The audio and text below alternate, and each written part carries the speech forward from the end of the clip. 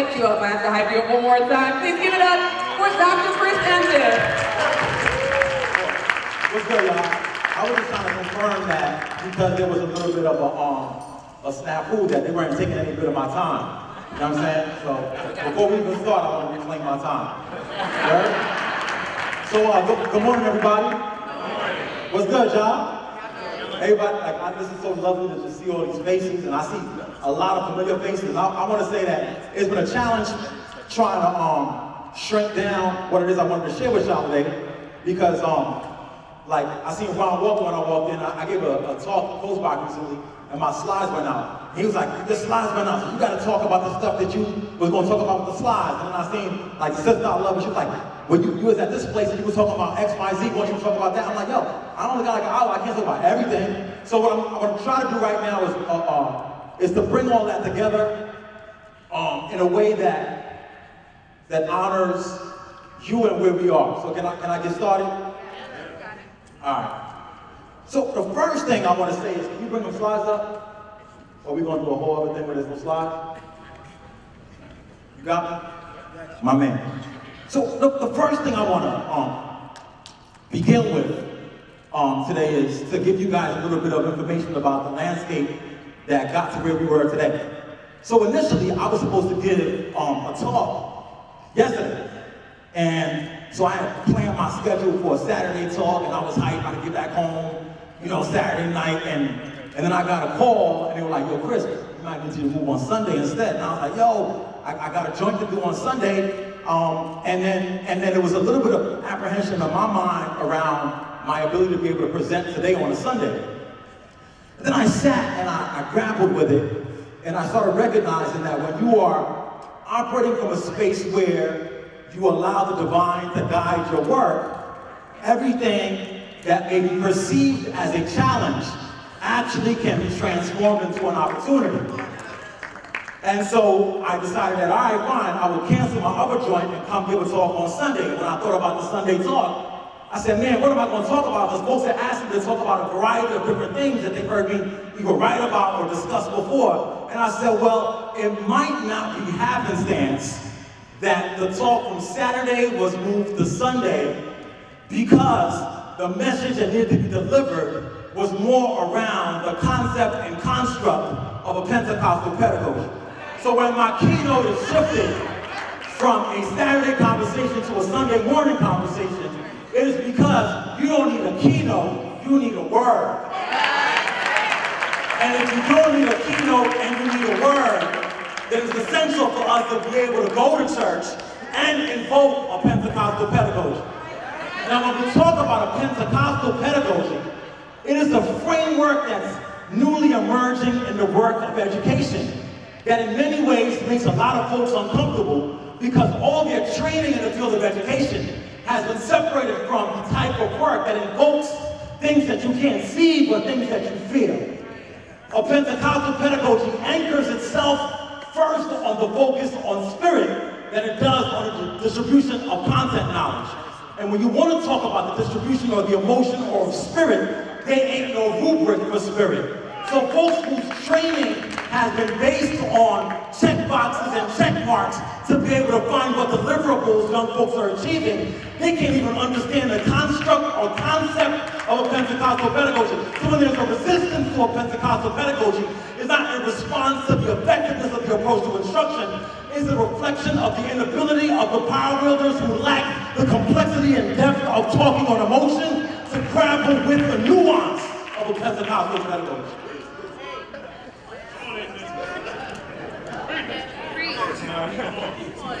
A Pentecostal pedagogy recognizes and realizes that you can't move young folks to where they need to go unless you understand first that the fundamental underpinning of it all is the concept and construct of faith.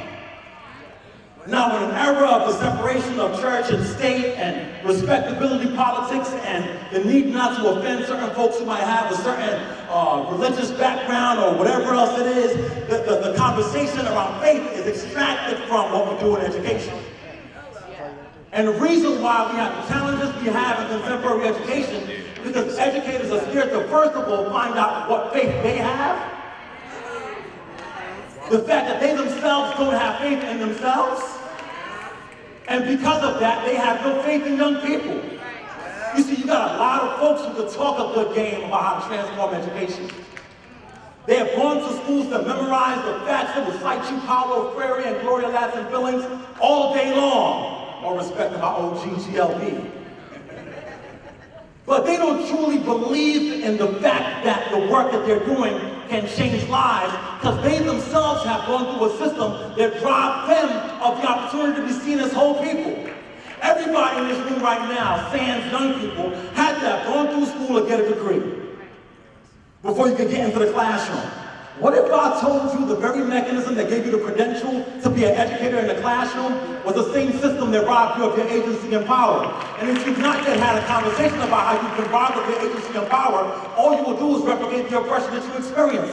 So you can talk a good game, but your internal psyche is still paralyzed and colonized by the school system that you found some success in. What if I told you your BS was bullshit? Your MS is more shit. Your PhD's filed high deep and shit. And the entire process has robbed you of the humanity necessary to guide this work forward. So when I talk about a Pentecostal pedagogy, I'm talking about a Pentecostal and faith-based pedagogy. And when we talk about a faith-based pedagogy too, we can't go forward like, what's prevalence here? We can't do this work unless first you've gone through the process of healing for yourself. A lot of people want to talk about how we do work for young people. Let's be culturally relevant for young people. How do we have more? Every panel is focused on young people. And I'm like, that's a good thing to do. But if you broke people, break people.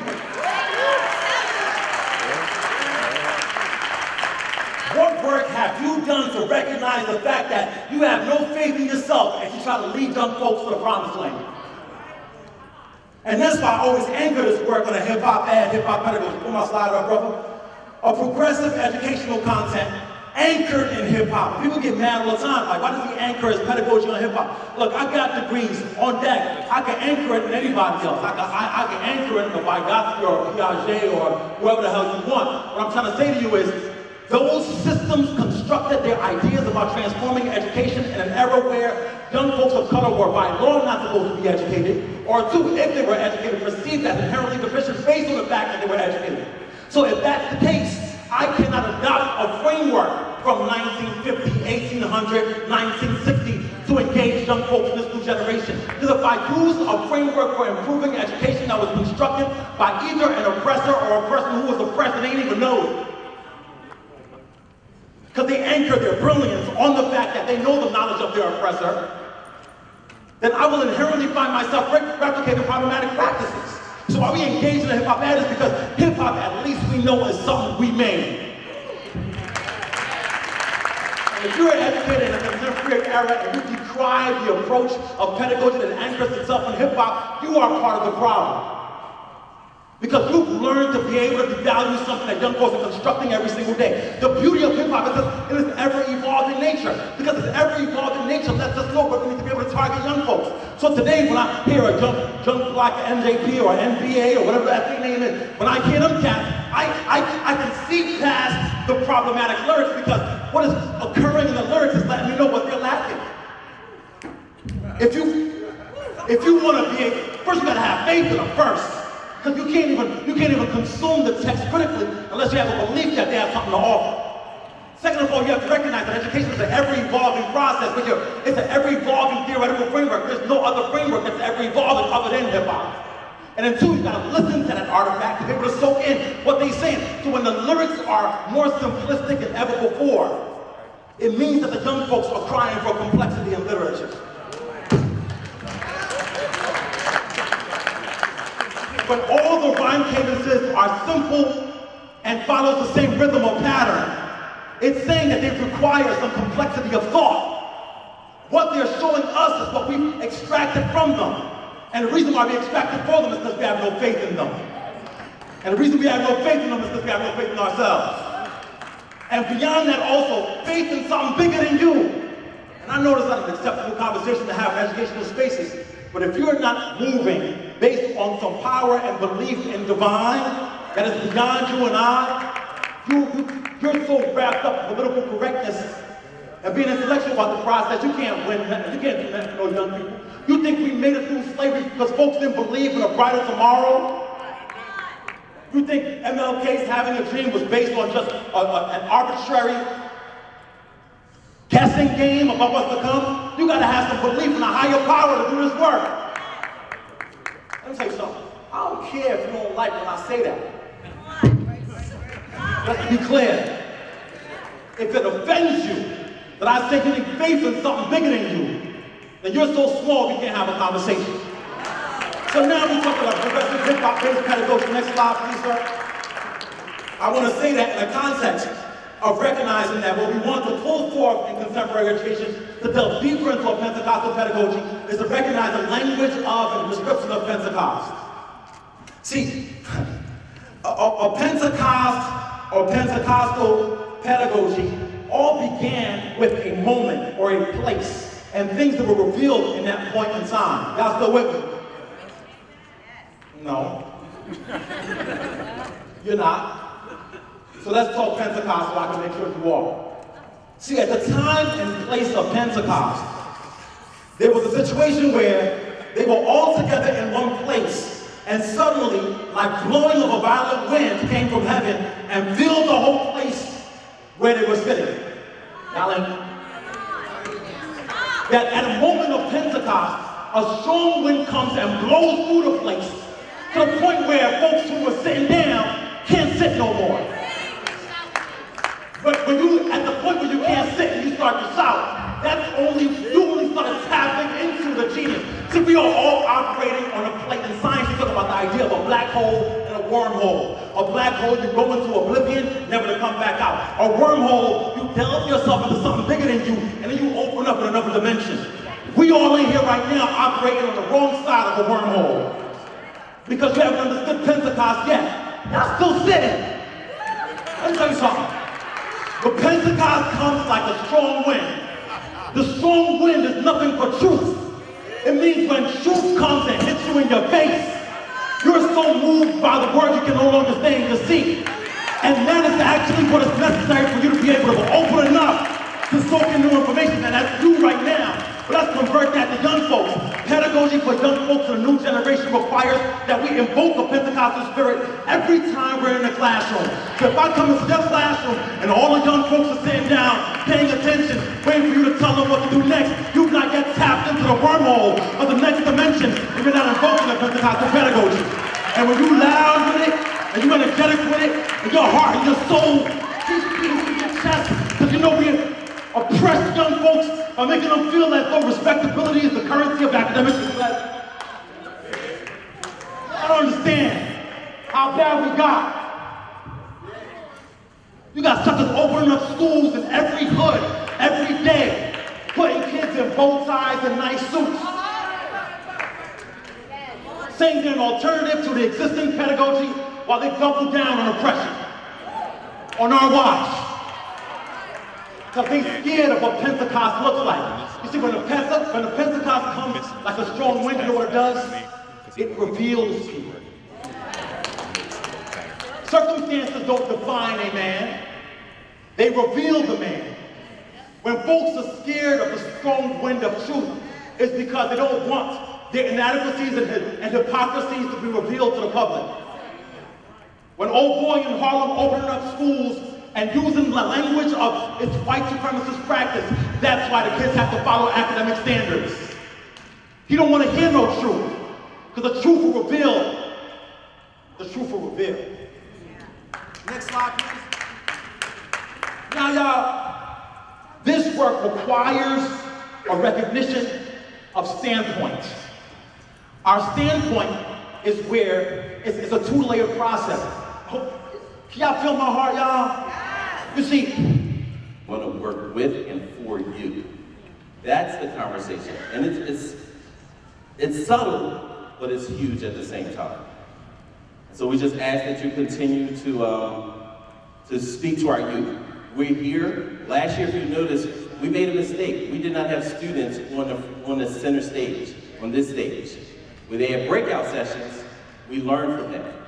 Whatever group you're from, make sure that you're a learning organization. That was a big miss for us last year. We did not have students on the main stage, and we were talking all day about students. And so we wanted to adjust that.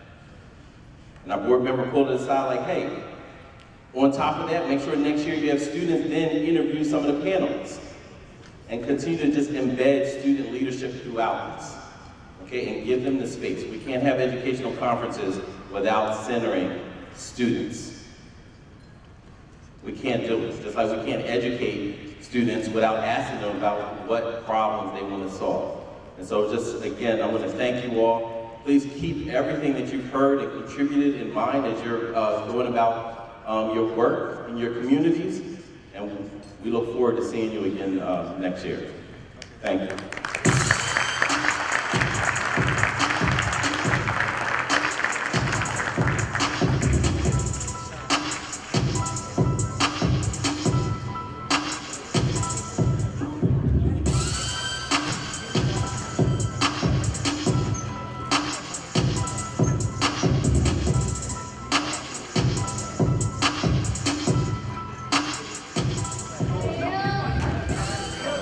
Hyped you up. I have to hype you up one more time. Please give it up for Dr. Chris Ensign. What's good, y'all? I was just trying to confirm that because there was a little bit of a snafu that they weren't taking any bit of my time. You know what I'm saying? So before we even start, I want to reclaim my time. Right? So good morning, everybody. What's good, y'all? Everybody, this is so lovely to just see all these faces, and I see a lot of familiar faces. I want to say that it's been a challenge trying to shrink down what it is I wanted to share with y'all today, because like I seen Ron Walker when I walked in. I gave a talk close by recently, and my slides went out. He was like, "Your slides went out, so you got to talk about the stuff that you was going to talk about with the slides." And then I seen like the sister I love, and she was like, "Well, you was at this place and you was talking about X, Y, Z. Why don't you talk about that?" I'm like, "Yo, I only got like an hour. I can't talk about everything." So what I'm going to try to do right now is to bring all that together in a way that honors you and where we are. So can I get started? All right. So the first thing I want to say is, can you bring them slides up? Or are we going to do a whole other thing where there's no slides? You got me? My man. So the first thing I want to begin with today is to give you guys a little bit of information about the landscape that got to where we were today. So initially, I was supposed to give a talk yesterday. And so I had planned my schedule for a Saturday talk, and I was hyped. I could get back home, Saturday night, and then I got a call, and they were like, "Yo, Chris, you might need to move on Sunday instead." And I was like, "Yo, I got a joint to do on Sunday." And then there was a little bit of apprehension in my mind around my ability to be able to present today on a Sunday. And then I sat and I grappled with it, and I started recognizing that when you are operating from a space where you allow the divine to guide your work, everything that may be perceived as a challenge actually can be transformed into an opportunity. And so I decided that, all right, fine, I will cancel my other joint and come give a talk on Sunday. When I thought about the Sunday talk, I said, man, what am I going to talk about? Because folks had asked me to talk about a variety of different things that they've heard me either write about or discuss before. And I said, well, it might not be happenstance that the talk from Saturday was moved to Sunday because the message that needed to be delivered was more around the concept and construct of a Pentecostal pedagogy. So when my keynote is shifted from a Saturday conversation to a Sunday morning conversation, it is because you don't need a keynote, you need a word. And if you don't need a keynote and you need a word, then it's essential for us to be able to go to church and invoke a Pentecostal pedagogy. Now, when we talk about a Pentecostal pedagogy, it is a framework that's newly emerging in the work of education that in many ways makes a lot of folks uncomfortable because all their training in the field of education has been separated from the type of work that invokes things that you can't see but things that you feel. A Pentecostal pedagogy anchors itself first on the focus on spirit than it does on the distribution of content knowledge. And when you want to talk about the distribution or the emotion or spirit, there ain't no rubric for spirit. So folks whose training has been based on check boxes and check marks to be able to find what deliverables young folks are achieving, they can't even understand the construct or concept of a Pentecostal pedagogy. So when there's a resistance to a Pentecostal pedagogy, it's not a response to the effectiveness of the approach to instruction, it's a reflection of the inability of the power wielders who lack the complexity and depth of talking on emotion to grapple with the nuance of a Pentecostal pedagogy.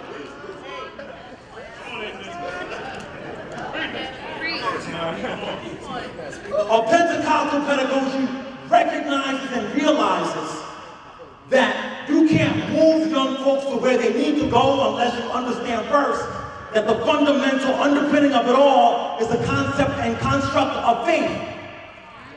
Now, in an era of the separation of church and state and respectability politics and the need not to offend certain folks who might have a certain religious background or whatever else it is, the conversation around faith is extracted from what we do in education. And the reason why we have the challenges we have in contemporary education is because educators are scared to, first of all, find out what faith they have. The fact that they themselves don't have faith in themselves. And because of that, they have no faith in young people. You see, you got a lot of folks who can talk a good game about how to transform education. They have gone to schools to memorize the facts that recite you Paulo Freire and Gloria Latin Billings all day long. All respect to my OG GLB. But they don't truly believe in the fact that the work that they're doing can change lives, because they themselves have gone through a system that robbed them of the opportunity to be seen as whole people. Everybody in this room right now, sans young people, had to have gone through school to get a degree before you could get into the classroom. What if I told you the very mechanism that gave you the credential to be an educator in the classroom was the same system that robbed you of your agency and power? And if you've not yet had a conversation about how you can rob of your agency and power, all you will do is replicate the oppression that you experience. So you can talk a good game, but your internal psyche is still paralyzed and colonized by the school system that you found some success in. What if I told you your BS was bullshit? Your MS is more shit. Your PhD's filed high deep and shit. And the entire process has robbed you of the humanity necessary to guide this work forward. So when I talk about a Pentecostal pedagogy, I'm talking about a Pentecostal and faith-based pedagogy. And when we talk about a faith-based pedagogy too, we can't go forward like, where's prevalence here?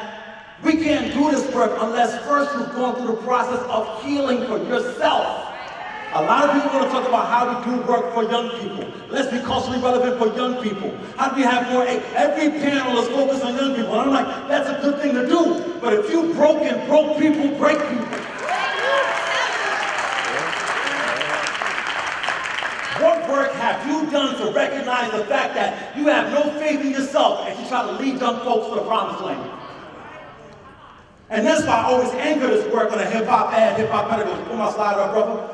A progressive educational content anchored in hip-hop. People get mad all the time. Like, why does he anchor his pedagogy on hip-hop? Look, I got degrees on deck. I can anchor it in anybody else. I can anchor it in the Vygotsky or Piaget or whoever the hell you want. What I'm trying to say to you is, those systems constructed their ideas about transforming education in an era where young folks of color were by law not supposed to be educated, or two, if they were educated, perceived as inherently deficient based on the fact that they were educated.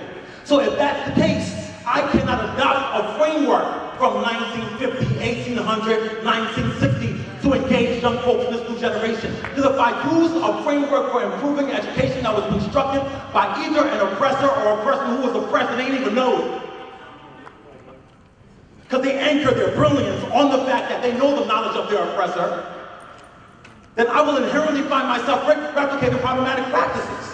So why we engage in the hip-hop ad is because hip-hop, at least we know, is something we made. And if you're an educator in a contemporary era and you decry the approach of pedagogy that anchors itself in hip-hop, you are part of the problem. Because you've learned to be able to devalue something that young folks are constructing every single day. The beauty of hip-hop is that it is ever-evolving nature. Because it's ever-evolving nature lets us know where we need to be able to target young folks. So today when I hear a jump block NJP or NBA or whatever that thing name is, when I hear them cats, I can see past the problematic lyrics because what is occurring in the lyrics is letting me know what they're lacking.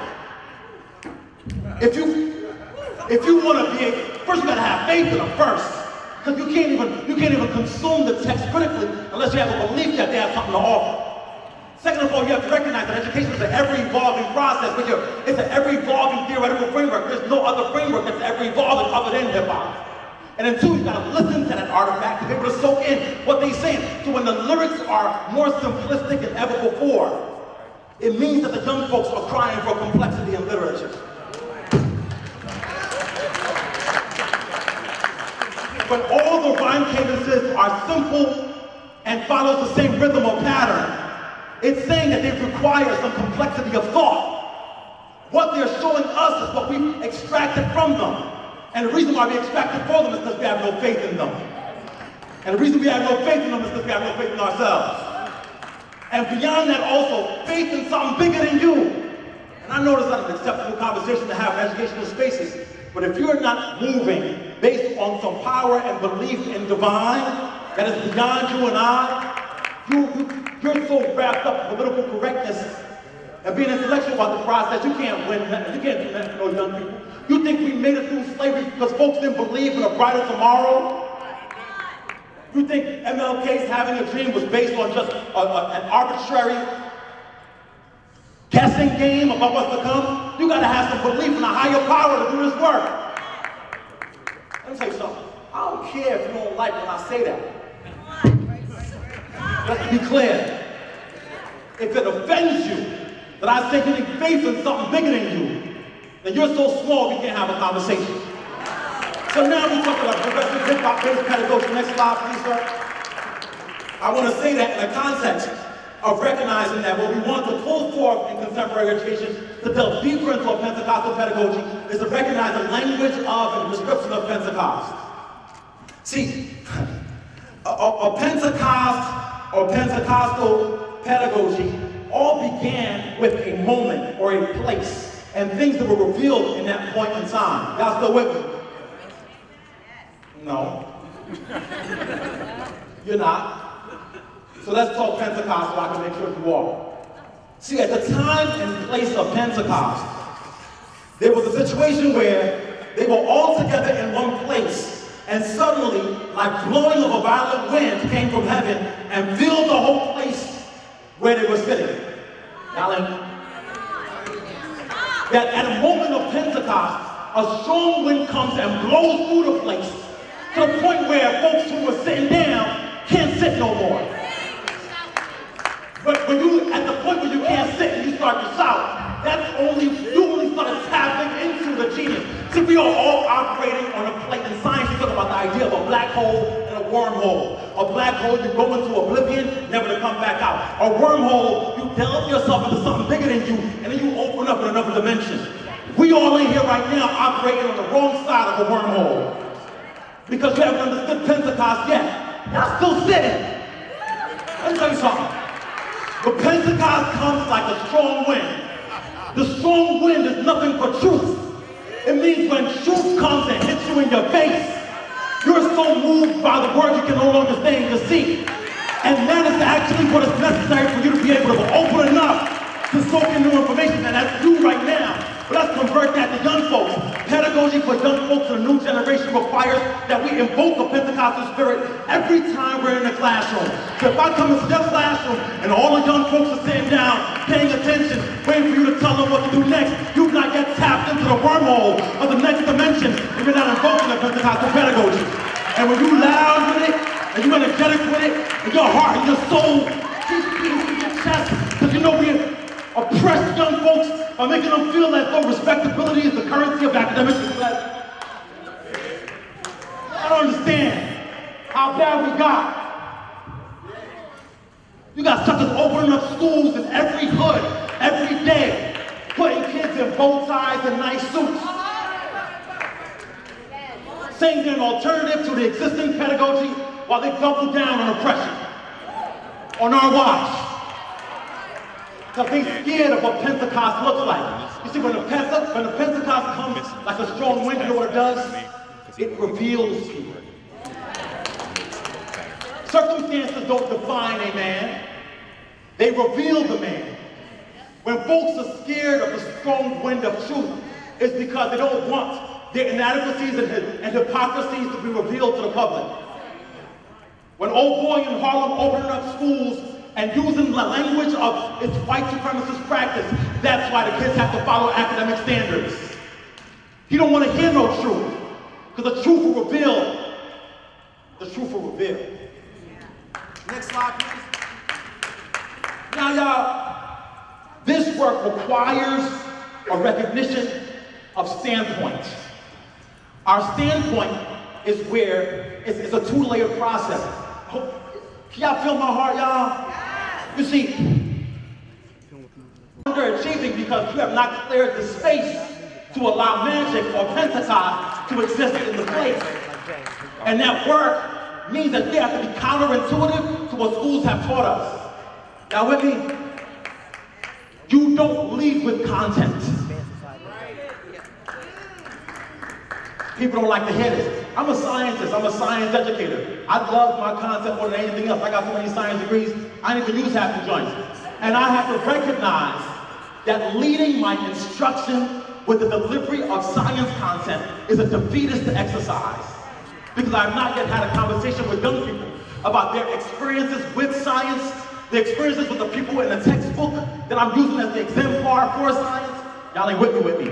When I open up the science textbook and they don't see their faces in the textbook, they don't have the language necessarily to articulate their research, but they are looking at me like, why are you representing them old white dudes in the science textbook and asking me to memorize it? So when they don't soak in the information, I'm trying hard in my place. I haven't created a clearing of the space.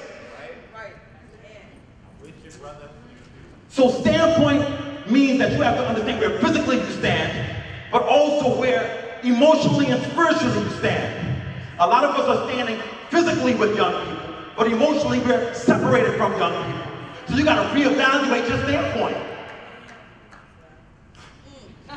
Next slide. And standpoint theorists say that we have to look at this idea of standpoint as how do we reframe the game so much that we call the emotional connection as the first thing before the instruction. Are y'all with me still? That the emotional connection predates or precedes the other connection. Y'all with me still? Now can we talk? When was the last time you gave a young person a hug? I know you said Friday and I believe you because I know you. Y'all with me still? When was the last time you told a young person, I love you? Now I'm gonna take it further. When was the last time you told yourself, I love you? Everybody is quick to tell me what they've done. But I'm telling you that you can do it instantly because you've not replenished the source of the Pentecost. See, before I give a talk, and some of y'all I've shared this with, and I walk out my room just like you, when you walk out your crib to go teach every day, I have to take the time out to speak to myself before I walk into any space. Before I give a talk to y'all this morning, I didn't just arbitrarily wake up, go get breakfast so I can give a talk. I gotta stop at the mirror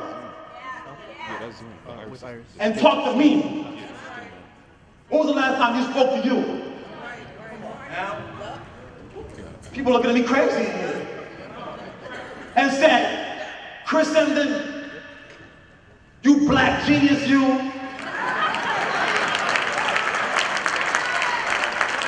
oracle of the ancestors, you. If you truly want to be the oracle, you make a way for yourself to be removed so that you become a full vessel to allow the Pentecost to take root in the heart and minds and souls of people. And if you can't, but for you to even say those words, you gotta first of all believe in the ancestors.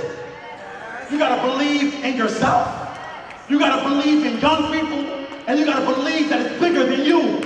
Your ego makes you say, I said I loved them yesterday. I hugged them last week. How you broken vessel, empty wine glass, can pour anything into somebody else. You gotta replenish. And when you replenish, you can't replenish from nowhere. You've got to replenish from a source. What's your source? I know my source. I know where my help comes from. I don't know about you. But I'm gonna tell you, if you ain't got one, you can't do this work. Next slide, please. Now, this dude, William J. Seymour, was the father of Pentecostal pedagogy as we know it. He was the father of the concept of the Pentecost.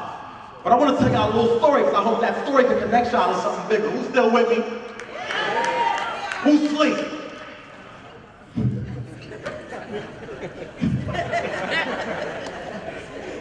See, Seymour was a illiterate, couldn't read or write, blind in one eye, poverty-stricken man from Kansas.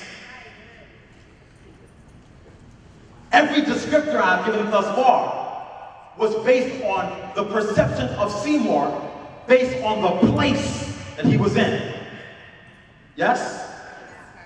But in the space, this dude went from Kansas off an invitation to California, not knowing anybody, sat on a doorstep at Azusa Street in California, and began to say, there's something bigger than us. And before long, he had folks from every denomination, every space, there just to speak the truth. And they received what they call the gifts of Pentecost. And when they received it, people were speaking in words, they didn't know what the words were. Y'all ever hear contemporary trap music?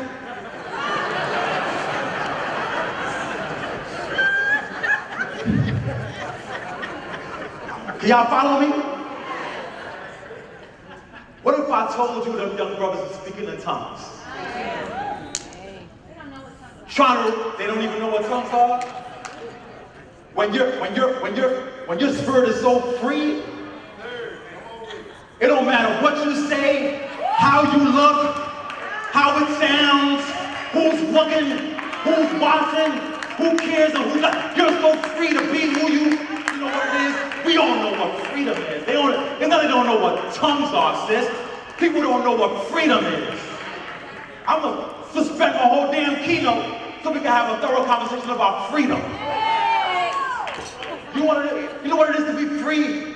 To be free is to operate in a space where you enter into every space knowing that your steps are ordered.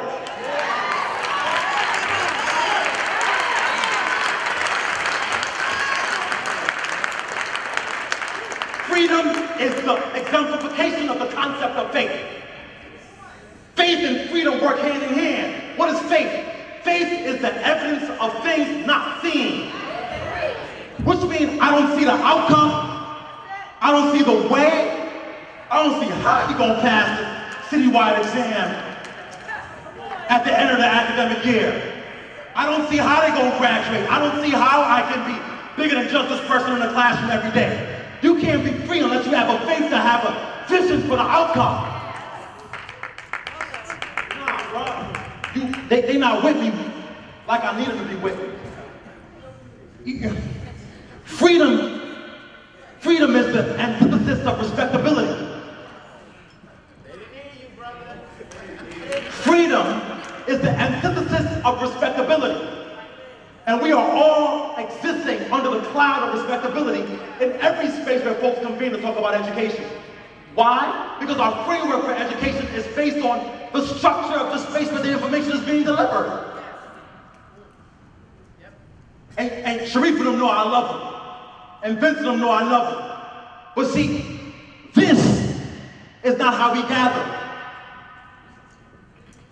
Can I talk to y'all?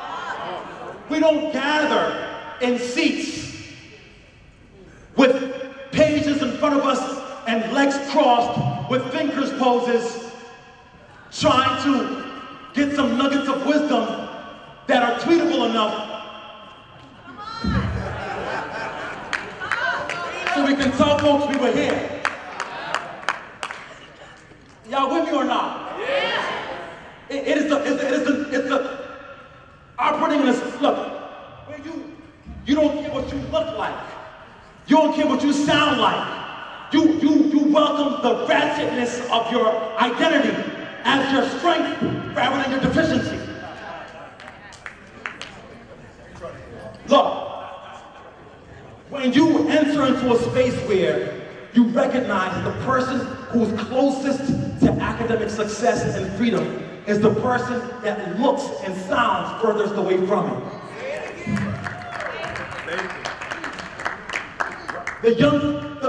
The lower down the pants are, oftentimes the higher the IQ.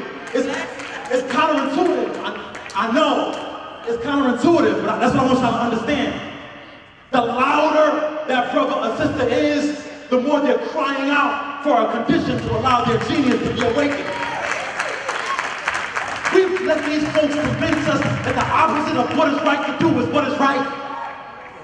We've all been brainwashed and conditioned into these concepts of how this thing can work, and it's all wrong. Sometimes my heart hurts so much that I go into places with good people who intellectually understand the concept, and they're so wrapped up in let them be quiet and walk the hallway and be attentive so they can be ready for college. What college are they going to?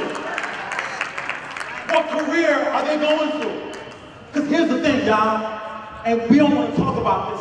But you know, when a book drops and the book is lit now, as it should be, because I saw it before it happened. Yeah. That's right. You know, sometimes we normalize discourse folks ain't ready for it. You know what I mean? When I had my 9th graders in the Bronx in 2002 calling me Dr. Emden before I even got into the doctoral program.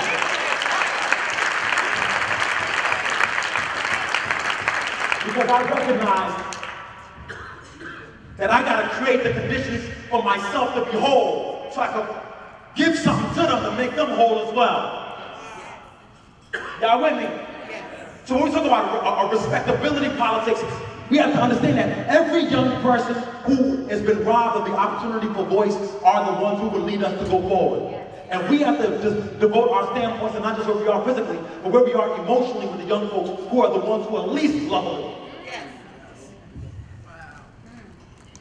Y'all with me? Let me get a slide, bro. Because otherwise you fall victim to how we've always been victimized as folks of color in this country, with education as the mechanism for the victimization. You see, in the Arctic, when hunters want to kill wolves, they don't just shoot shots at the wolves arbitrarily, hoping to hit one. Because if they did that and they missed, they wouldn't catch any wolves at all. Yes? So what they would do is they would take baleen, and baleen is the cartilage from a whale, so it's bendable. And they would sharpen the edges of the baleen so that if you hit it, it would cut you. Y'all with me? Then they took that baleen that was flexible and they crunched it up into a device that looked like that. And then they tied it with twine and wrapped it up nice and tight. Who's still with me? Now, as they wrapped it nice and tight, you know what they did next? They started wrapping the baleen with a string attached with oil, fish grease, fats, things that had a smell and a scent of good food. So they would take the sharpened object wrapped tight and put all this pretty stuff around it. So when the wolves walk by minding their business, they would say, "That smells good." They would run towards that thing that smells good, and then they will ingest it and swallow it whole. And when they swallowed it whole, they were still alive. But over time, the digestive juices in the intestine and the stomach will start eating at the twine. But I'm still alive. I'm still teaching every day. I'm still following my curriculum. My lesson plans are intact. I did what the principal asked me to. I'm still alive for a few days. But your insides are unraveling the twine. And as the twine unravels and the baling unravels, what you have ingested is what kills you.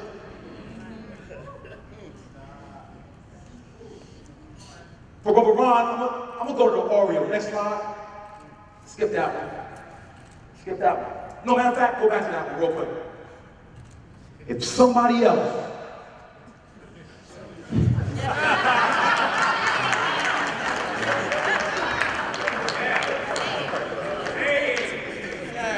if somebody else leads their PD,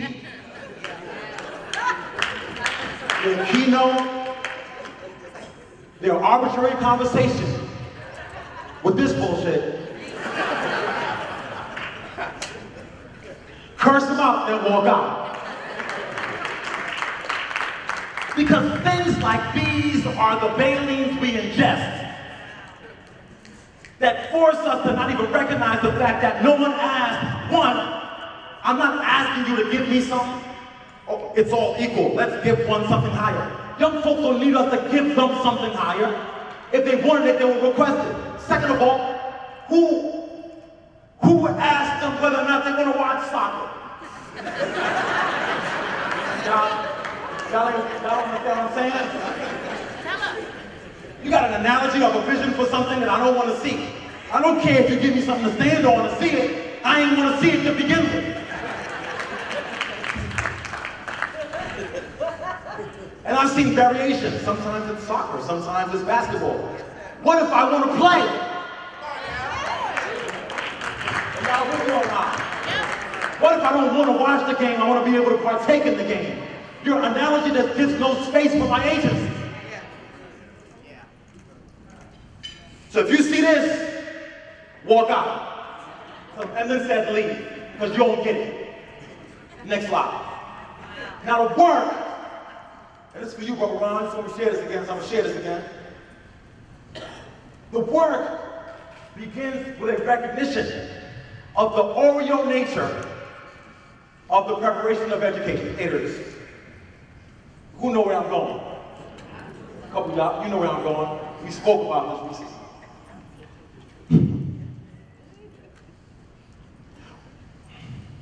What is an Oreo?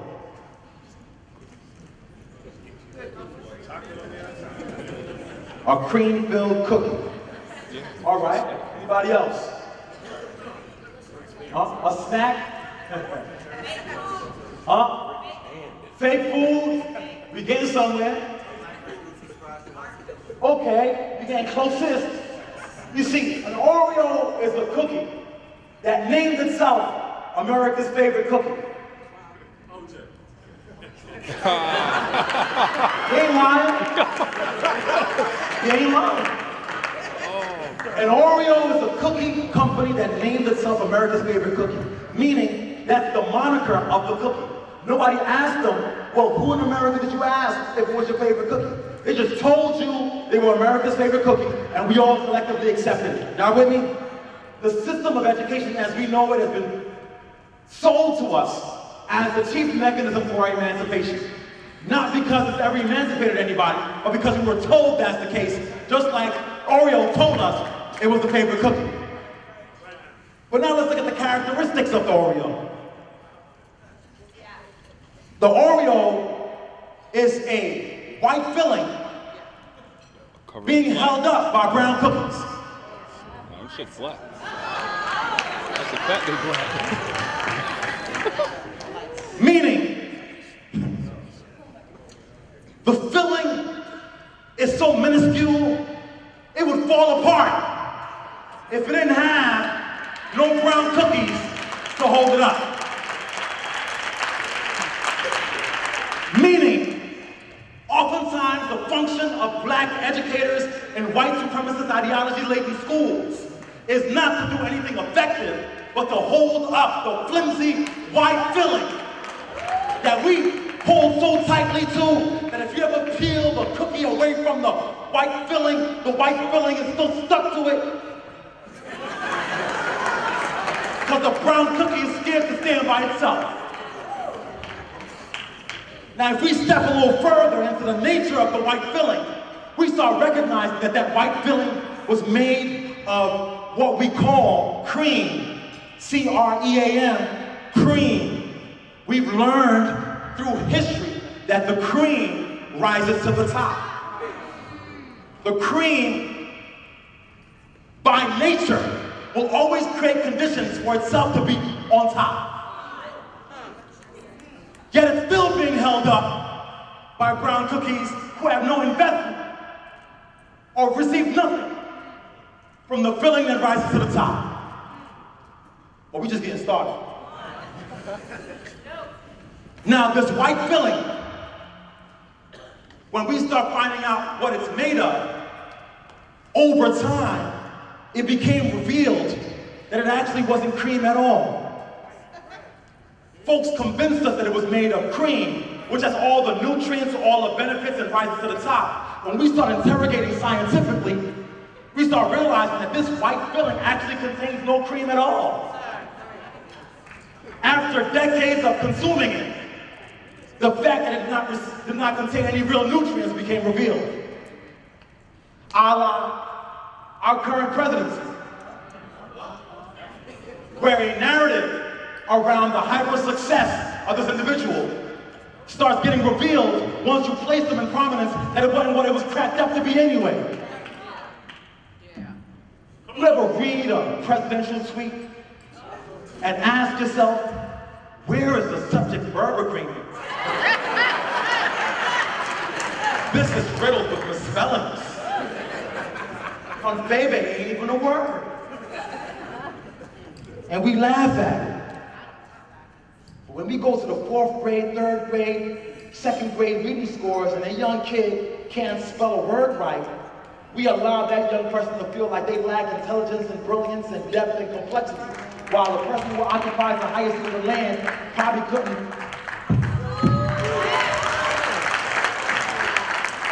While there's oftentimes black and brown educators who are the ones who are chiding those young people for their inability to meet these measures of genius that those folks don't meet and that frankly don't measure genius at all. Or we just getting started. Because when we looked at the cream, and scientists broke it down. They went to, and they said, listen, y'all can't tell anybody this is cream because we've now discovered that this is not cream at all. So you know what they did? They said, well, okay, we can't tell the public we ain't got cream, so we're just gonna rename it. So now the cream, C-R-E-A-M, became C-R-E-M-E. And the reason why it became C-R-E-M-E is so that you can keep being convinced that it is cream, when in reality, it's creme. It ain't even what it was supposed to be.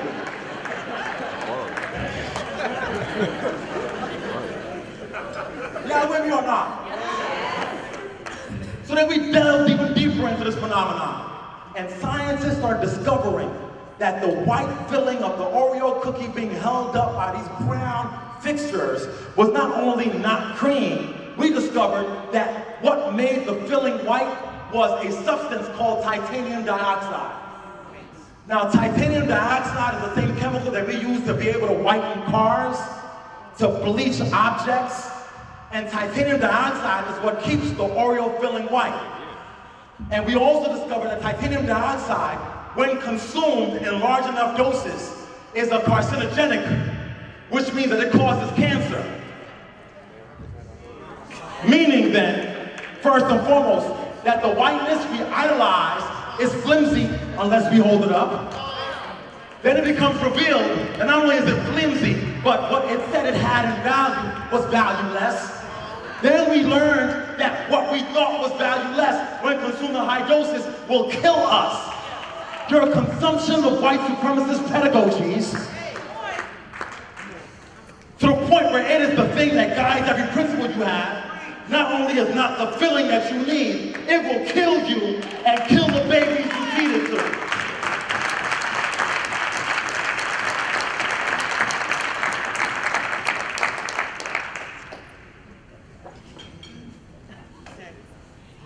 The cookie can exist by itself outside of maintaining something that is outside of faith. Listen to me, y'all. We don't need them.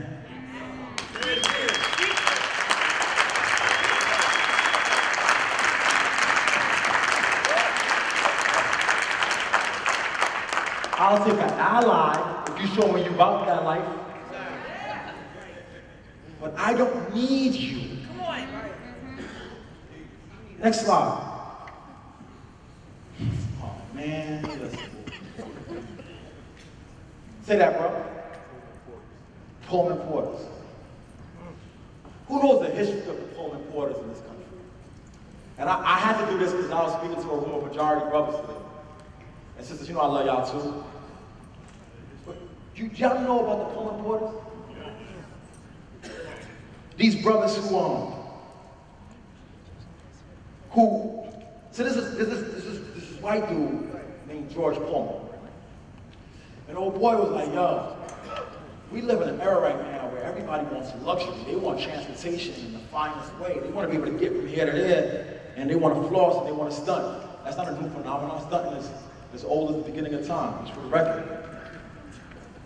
So he came up with this train that would take folks back and forth, but they were going to take them back and forth with pure luxury. The seats were going to be tufted. They were going to sit back comfortably. It was supposed to be the luxury experience. But George Pullman recognized that white folks who had wealth would not really fully believe they had a complex luxury experience unless they were being waited on by black folks. The black folks were not the drivers of the train. They were hired simply to be the ones to wait hand and foot on the riders of the train. Y'all with me? This train of education with a destination to nowhere. Huh? Where the person who is designing the test is the person who's designing the test prep. And the person selling you the test prep materials, and you like, I gotta test prep them more so they ready for the test. Well, if the sucker that made the test wanted you to pass the test, he wouldn't give you a curriculum that ensured the kids ain't passed the test to begin with. But you on a train though, and you ride. And the beautiful thing and the hurtful thing about the Pullman Porters was, they didn't just hire anybody to be the black men that ushered in the comfort of the white riders. They said, no, we want good black folks. At a certain point in this country, the chief hirees of black men with advanced degrees were the Pullman Porters. You got your master's, your doctorate, oh, you special, like that? Word? Come wait on me on this train. They were either teachers or Pullman Porters, and I make the argument that, and you know, somebody's feelings may get hurt, that in a contemporary era, we have black male educators who are so comfortable in the position of the Pullman Porter, they can't even get the kids off the train. Come on, man.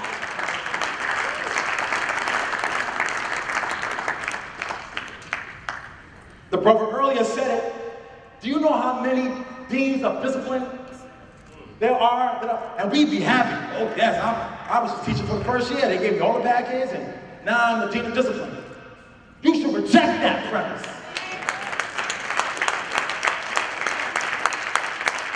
They hired you to be a warden for our babies. They put you in a position where the only thing you model for them is how to be a house Negro.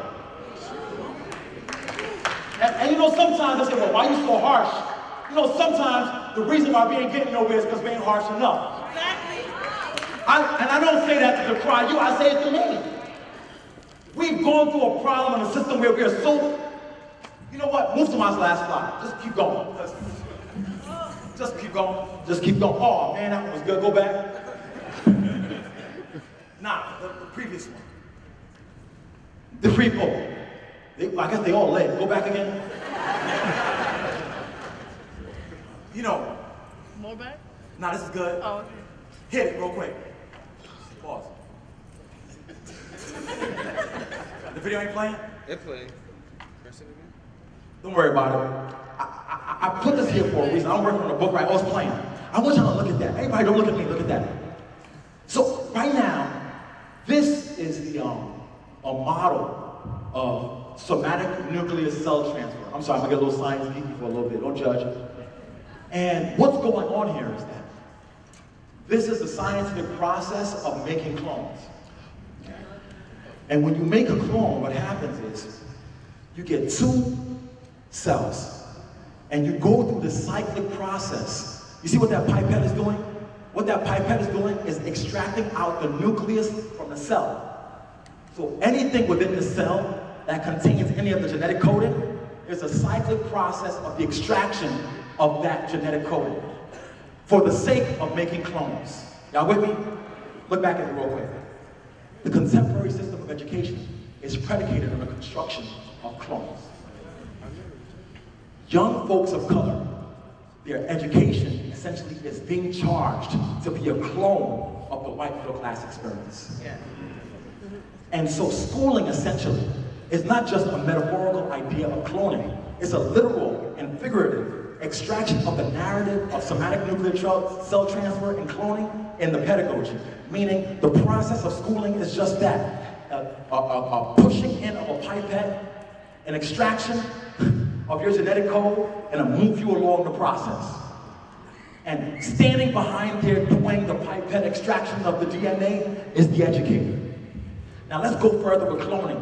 When you extract out the nucleus of one cell, you actually extract out the genetic code of another cell. One you have to identify has worth, and one you have to identify as worthless. Who's still with me? The one you identify as worth becomes the object that is cloned. The other one becomes the one that has to be a clone of the former. Y'all with me? So what happens is, you literally extract out all the genetic code of one cell, and then you infuse the genetic code of the other into the cell.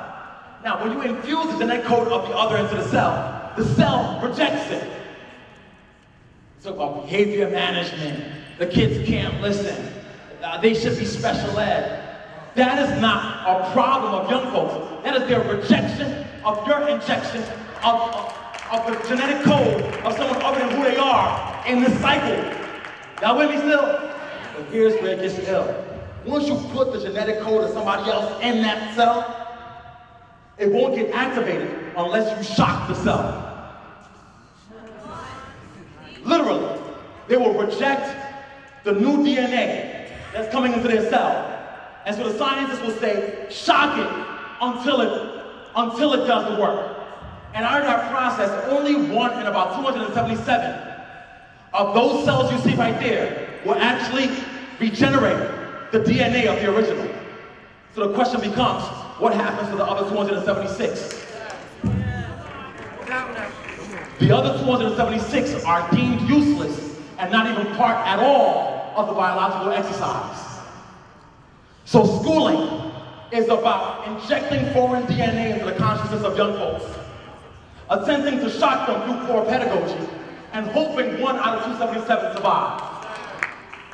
And then we take the one that survives, and we say, if this one clone survived, why couldn't the other 276?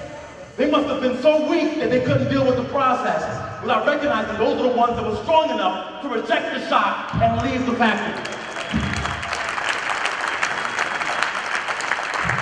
So what is our work at the convening today? Our work is not to focus on the one, it's to be able to create a pedagogy for the comfort of the 276. And let me tell you something else.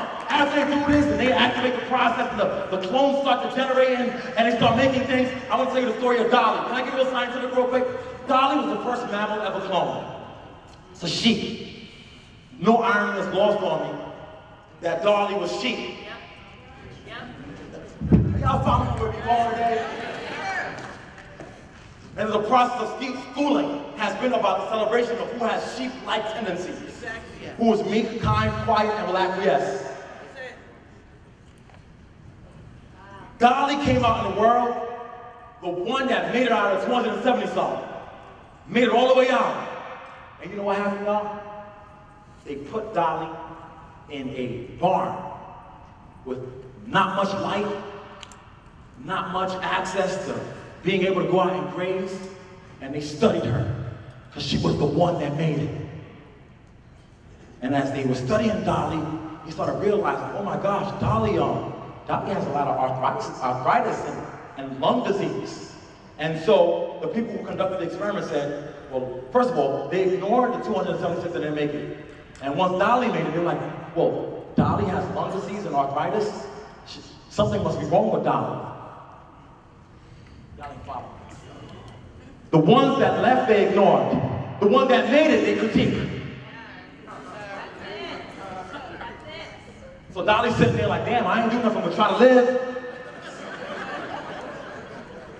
And Dolly died early, 6 years earlier than the other sheep ruler made it to fruition. Y'all with me still? And then the world of science said, oh man, we should stop cloning.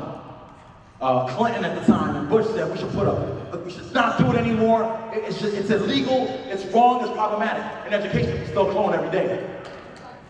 But most importantly, I want us to recognize that Dolly was blamed for her own demise. And they said the reason why she was blamed for her own demise was because she happened to be the clone that survived. Y'all with me? So we all went on the world of science thinking, oh man, poor Dolly and poor 276. Except Dolly had offspring. And Dolly's offspring, because they thought Dolly was useless. Y'all with me? Or we gonna go somewhere special? Because they thought Dolly was useless, they no longer put a rein in and studied her success. So they let her offspring just go in the fields and graze wildly. They let them just eat the grass whenever they want. They let them out and go out in the pasture and do what they did. And you know what they discovered? Once Dolly's offspring was allowed to graze on their own conditions, with their own circumstances, to find the food they needed for themselves, they lived to be as old as, in some instances, older than the traditional sheep. That they went out there, when they were left to their own devices, they doubled the lifespan of their ancestors. So the issue was not the problem with Dolly. The issue was the fact that when Dolly was made, they locked her out in the cage and hyper-scrutinized her. Will you be Dolly or will you be Dolly's offspring? Are you going to let them young folks stay in the cage or are you going to let them be free? You know, at some point you got to ask yourself, on this journey, whose side am I on? I'm going to close out because I know I've been past my time. Let me just get some slides. Y'all, go back. I'm going to come back next year. Appreciate you, Pastor. Yeah. Can I just drop a couple gems and then close? And just a couple joints? My heart's so full, y'all, my bad. But, I'm not apologizing. You know, here's the thing. Y'all also know this is how we do, right? Sometimes, like, can we just talk for a little bit? Like, that's how we do. We freestyle. That's what we do. Anybody who's decries the freestyle is simply mad because they can't freestyle.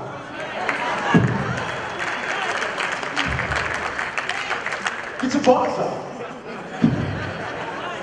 Huh? You know, I just want us to just look at 12 Years a Slave. A movie that we looked at and talked about the horrific experience of Solomon Northup. And I'm not going to get too deep because I ain't got time. But isn't it a coincidence that kids go from 1st to 12th grade?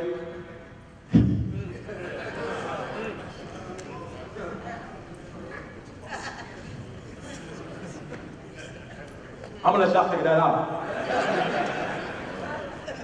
Are we going through anything different than Solomon Northup with our 12 years of education, the 12 years of slavery? Next slide. I can't even go here, I ain't got the time, bro. Next slide. Platers. Yeah, platers.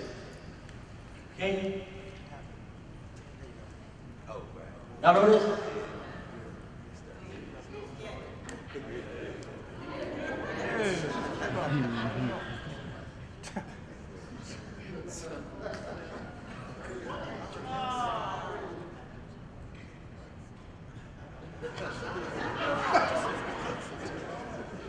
Yeah.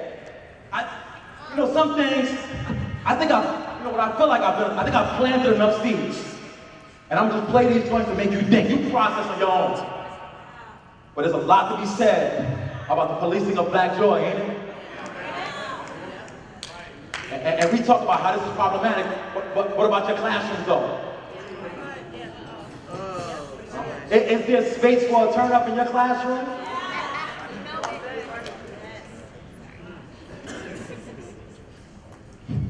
Next slide.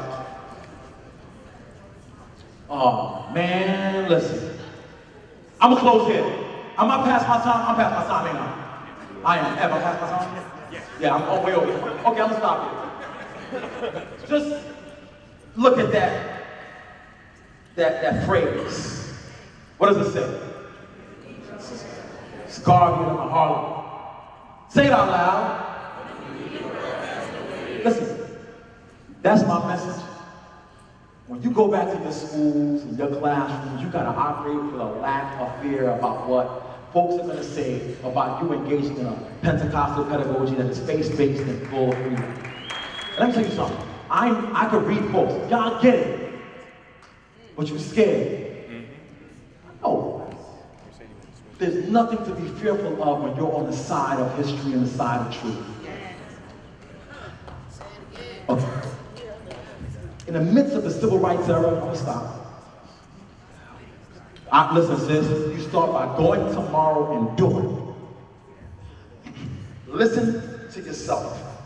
Your intuition will tell you what is right to do. Sometimes you gotta trust something that a curriculum can't give us. When you do that self-work I opened up where the truth gets revealed, the young folks respond to your real. You gotta suspend that all in the interest of what is right to do. Sometimes you get so caught up in giving the prescription. I read for white folks, it's popular, they got prescription. Forget the prescriptions. You have to do the self-diagnosis first. Once you've done that work, it becomes revealed. When we're in the midst of the civil rights era and brothers and sisters were walking across bridges and sitting at counters getting spit at and cursed at and yanked off in water holes, they were not saying, oh, look at us. We're revolutionaries. 50 years from now, they're going to say that we were on the good side. Y'all with me? The intuition and what was right to do is what led them to make the decisions they made, in spite of the fact that they knew they would be arrested, jailed, etc. And today when we talk to them, like, what if my principal doesn't like me? Yo, somebody was sitting at a counter knowing that they might get killed. And if you don't think what's going on right now is a contemporary equivalent of what was going on back then, something is seriously wrong with you. We got a Secretary of Education, don't got a higher degree in education. We got young folks in schools right now who are more likely to go to prison than they are to graduate. We got educators in schools right now who are more concerned with who their next grantor is than whether or not that young person is granted a path to emancipation. We are in a place right now where education is a civil rights issue of this era in our time. And I always tell people this, I say, look, 50 years from now, somebody's gonna ask you a question. In 2018, when Trump was wilding, and black folks was jailed and shot and killed, what were you doing? And you're gonna have to answer to your offspring. You're gonna have to answer the generations after you. In that era when folks were doing this work, where were you, Mom? Where were you, Dad? Grandpa, where were you at? And you can either say I was following curriculum and following standards, or I was doing what was right to do to set folks free. This ain't a game, son. This ain't every day we keep on following these folks' rules like young folks are getting lost. You are somebody's ancestor. You gotta teach like you are somebody's ancestor. You are a leader of somebody you have not seen yet. You gotta operate that way. You gotta have faith in yourself and the faith in those young. You have to have faith in your children and your children's children. That their grandfathers spoke and sat and stood for something that was right to do. And if right now, you go back to your school on Monday, and you keep holding up that flimsy cream that ain't worth nothing, don't think about what we're gonna think of you. Ask yourself what your children, your children's children will think of you. Are you a freedom fighter or are you a sucker? That decision lies with you. Thank you.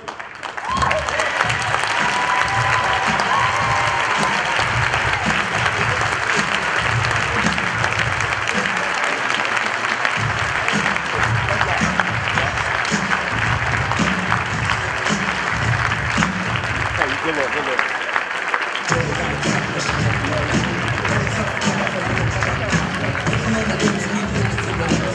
There's nothing more that really needs to be said, but we can give one more round of applause for Dr. Chris Ended.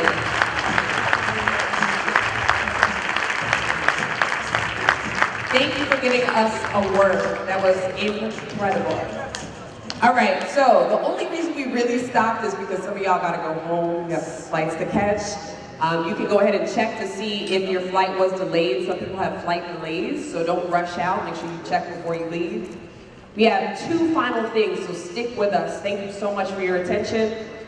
We have a very quick awards ceremony that's going to take place, and then we're going to close out. So I'm going to hand it over to Sterling Grimes, Executive Director of Programs. Ladies and gentlemen, one more time for Natasha Alford. People's Journeys. All right, y'all, very quickly. We're going to get y'all in, we're going to get y'all out. So please don't go mobbing out yet. If some of you got flights, take care of that. Don't miss that, because you're not paying for it. But if you're not missing a flight right now, go ahead and stay and get comfortable. Very quickly, we wanted to take a moment to recognize a few individuals who have done incredible work in education. These individuals come from across generations, but deserve a bit of praise for the work that they do. And so we want to make sure that we award the people who do the most and stand in every single gap that is needed. So there are 3 individuals that we're going to award.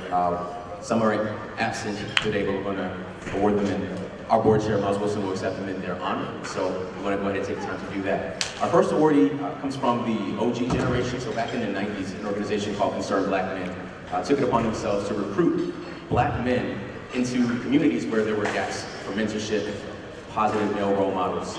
And this gentleman made sure that in the early 90s, he recruited dozens of men to become teachers and educators. One of those was our very own Sharif El-Mekki. And so we want to take a moment to honor Dr. Martin Ryder.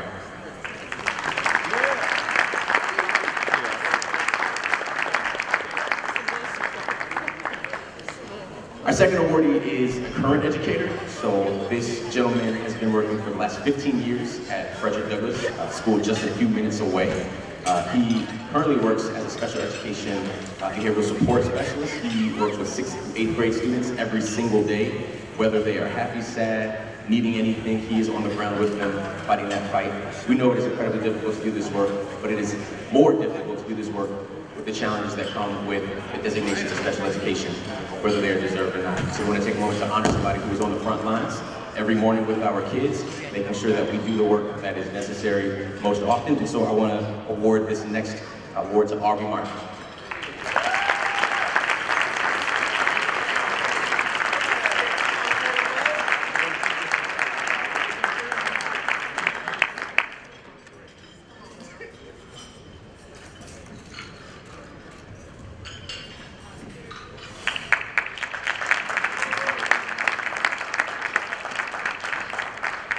Our third award is for a current educator, but someone who takes a special role in the organization.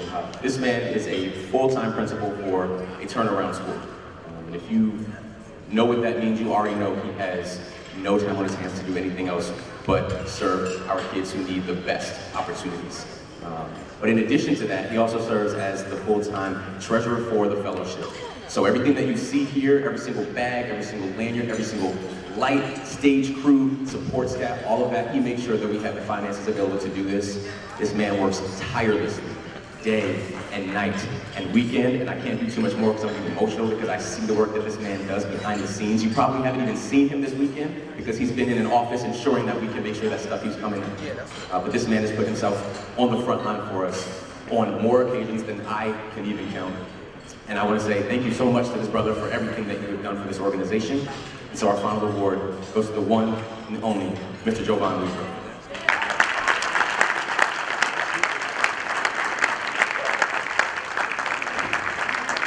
And so we want to thank you so much for bearing with us for that moment. These are, again, just 3 individuals, but they serve as examples of the work that we continue to do every day. So we want to thank you and honor you for your work. And we appreciate everything that has been done. So we're going to have our closing from our board chair, Miles Wilson, and then we will send you all out. Thank you so much.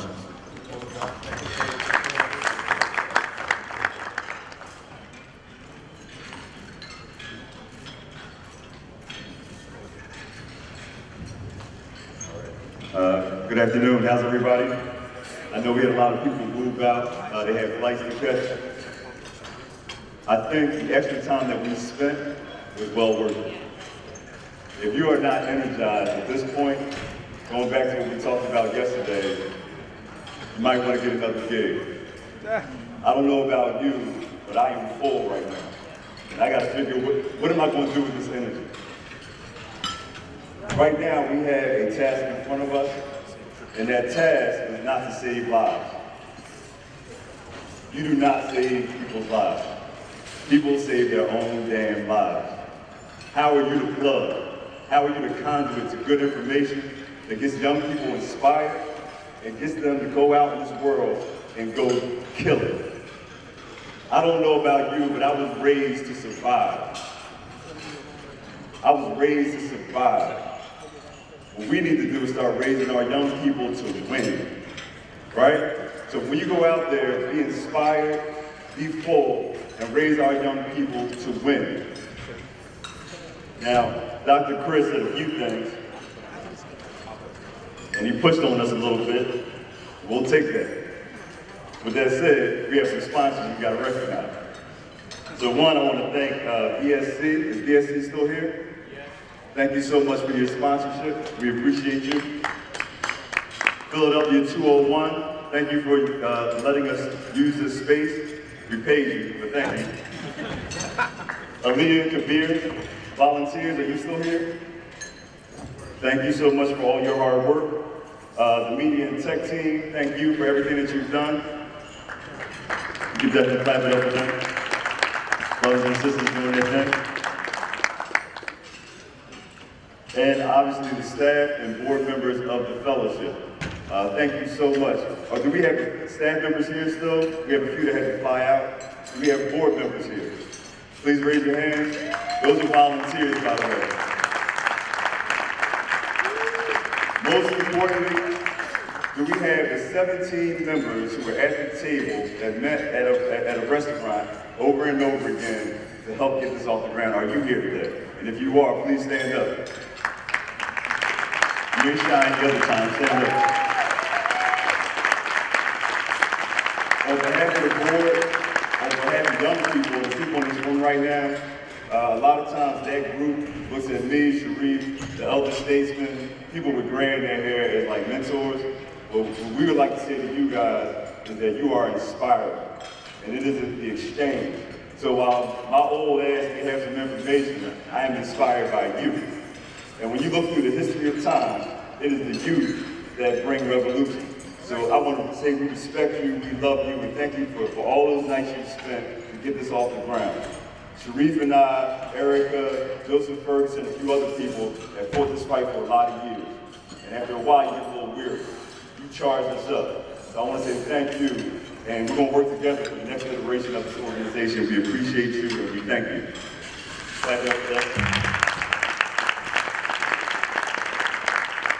Chris said something that really took the thunder out of how we were going to close out, and I'm doing it on behalf of Sharif.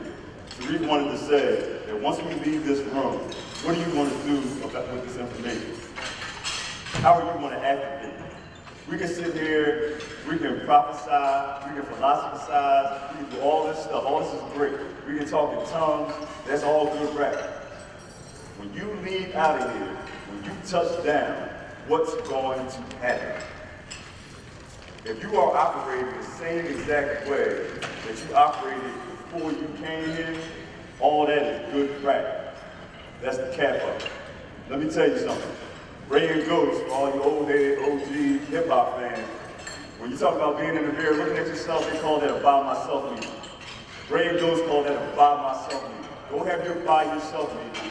Figure out who you are in this big game, and go teach these young kids to go kill it. Not to survive, not to get past, not to get by, but to go kill it. Please visit us at the fellowship. Get on the website, become a member, and let's activate together. Be safe, be well, we love you, see you next year. This is the year of Black Smoke. Tyler Quality, came on, yeah, so back in the days we all used to